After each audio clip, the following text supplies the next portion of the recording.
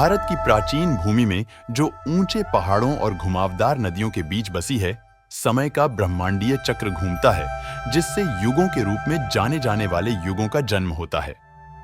प्रत्येक युग ने दुनिया को पुण्य और पाप के चक्रों से गुजारा और उन सभी में कलयुग सबसे अशुभ था, एक ऐसा काल जो अंधकार और नैतिक पतन में डूबा हुआ था। जैसे जैसे कलयुग ने अपनी छाया पूरे देश में फैलाई, सत्य और धर्म की एक बार की चमकदार रोशनी फीकी पड़ने लगी। मंदिर, जो कभी प्रार्थनाओं और मंत्रों की पवित्र ध्वनि से भरे होते थे, वे उजाड़ सन्नाटे में खड़े थे। उनकी पवित्रता भौतिक इच्छाओं में डूबी जनता द्वारा त्याग दी गई थी। समाज, जो कभी भाईचारे और सांप्रदायिक सद्भाव की नींव पर पनपा था, लालच और भ्रष्टाचार के बोझ तले टूट गया। राजाओं के दरबारों और शक्तिशाली लोगों के हॉल में असत्य का बोलबाला था। नेता, जो न्याय और नैतिक व्यवस्था के संरक्षक होने चाहिए थे, इसके बजाय छल के अग्रदूत बन गए, अपने नापाक कामों को सद्गुणों के मुखौटे में छिपा लिया।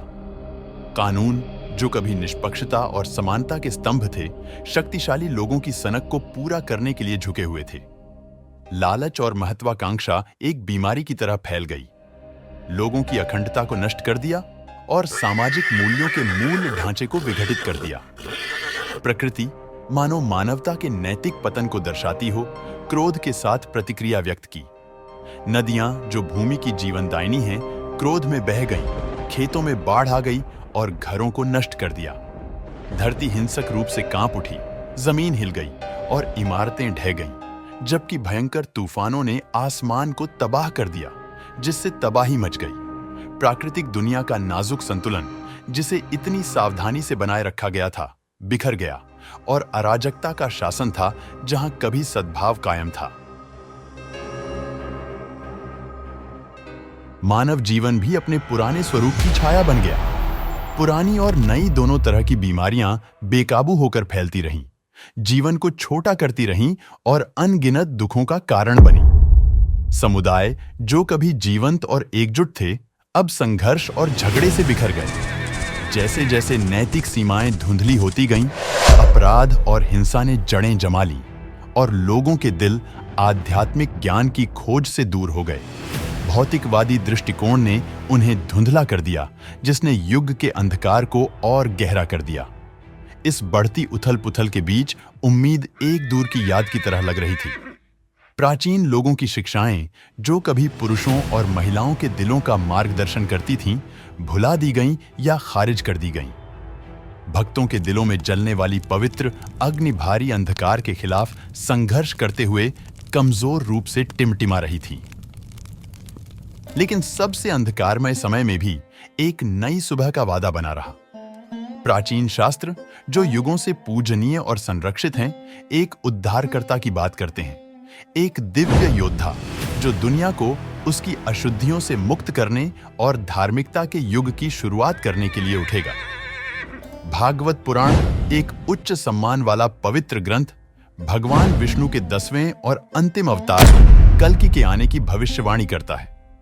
भविष्यवाणी के अनुसार कल्कि का जन्म संभला के एक साधारण गांव में विष्णुयश नामक एक बुद्धिमान और धर्मपरायण ब्राह्मण के यहां होगा। एक रात जब चंद्रमा, सूर्य और बृहस्पति पुष्य नक्षत्र में संरेखित होते हैं, जो ब्रह्मांडीय महत्व के समय का संकेत देता है, कल्कि निराशा के युग में आशा की किरण बनकर दुनिया में उतरेंगे। नियत रात को आकाशीय संरेखण और 1000 सितारों की चमक से जगमगाते आकाश के बीच कल्कि का जन्म हुआ। स्वर्ग स्वयं आनंदित लग रहा था। उनकी दीप्तिमान रोशनी कलयुग के अंधकार को चीर रही थी। पवित्र शास्त्रों के ज्ञान और धर्म के मूल्यों से ओतप्रोत परिवार में पले बढ़े कल्कि एक अद्वितीय पराक्रमी योद्धा बन गए। उनका हृदय करुणा से भरा हुआ था और उनका मन दिव्य ज्ञान से प्रकाशित था। जब उनके मिशन का समय निकट आया, तो देवताओं ने कल्कि को देवदत्त नामक एक शानदार सफेद घोड़ा प्रदान किया, जो आकाशीय मूल का प्राणी था, हवा की तरह तेज और पौराणिक गरुड़ की तरह शक्तिशाली था। दिव्य प्रकाश से जगमगाती तलवार से लैस कल्कि ने धार्मिकता को बहाल करने और दुनिया को उसकी बुराइयों से मुक्त करने के लिए अपनी यात्रा शुरू की।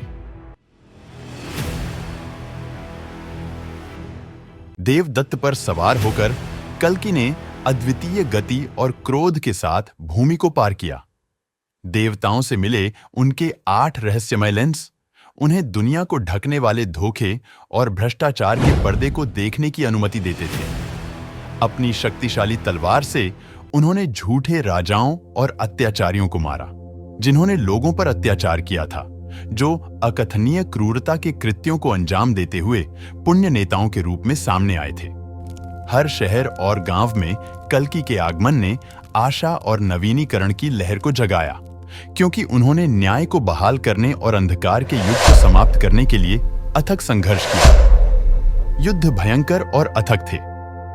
कल्कि के दुश्मन असंख्य और शक्तिशाली थे। उनके दिल लालच से कठोर हो गए थे और उनके दिमाग महत्वाकांक्षा से घिरे हुए थे। फिर भी प्रत्येक जीत के साथ हवा हल्की हो गई, पृथ्वी अधिक जीवंत हो गई और लोगों के दिल एक उज्जवल भविष्य की संभावना के लिए जागने लगे। भगवान वासुदेव की दिव्य उपस्थिति के प्रतीक चंदन की पवित्र सुगंध पूरे देश में फैल गई, जो आने वाले परिवर्तन का संकेत था।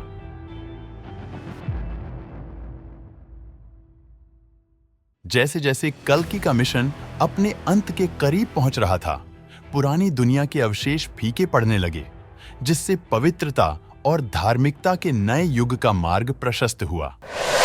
कलयुग की अशुद्धियों से अपने मन को मुक्त कर लोग धरती पर पुनर्जन्म ले रहे थे और सद्गुणों और ज्ञान के जीवन को अपनाने के लिए तैयार थे। ब्रह्मांडीय चक्र बदल चुका था और सत्य युग, सत्य और सद्भाव का युग आ चुका था। इस नए युग में दुनिया शांति और समृद्धि के स्वर्ग में बदल गई। भौतिक इच्छाएं जो कभी मानवता को प्रेरित करती थीं, आध्यात्मिक सत्य की गहन समझ में बदल गईं। लोग बीमारी और पीड़ा से मुक्त, लंबा, स्वस्थ जीवन जीते थे। वे न्यायप्रिय और बुद्धिमान नेताओं के मार्गदर्शन में सद्भाव से काम करते थे।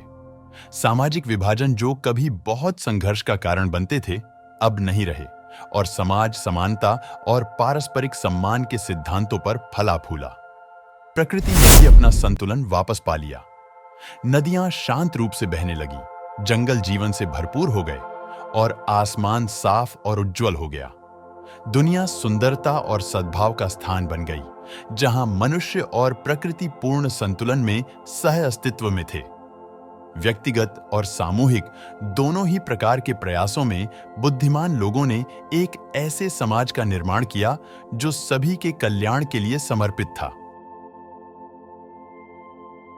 कलयुग के अंत और सत्य युग की शुरुआत की कहानी समय के शाश्वत चक्र और अच्छाई और बुराई के बीच स्थायी संघर्ष का प्रमाण है। यह हमें याद दिलाता है कि सबसे अंधकारमय समय में भी सत्य और धार्मिकता का प्रकाश प्रबल हो सकता है।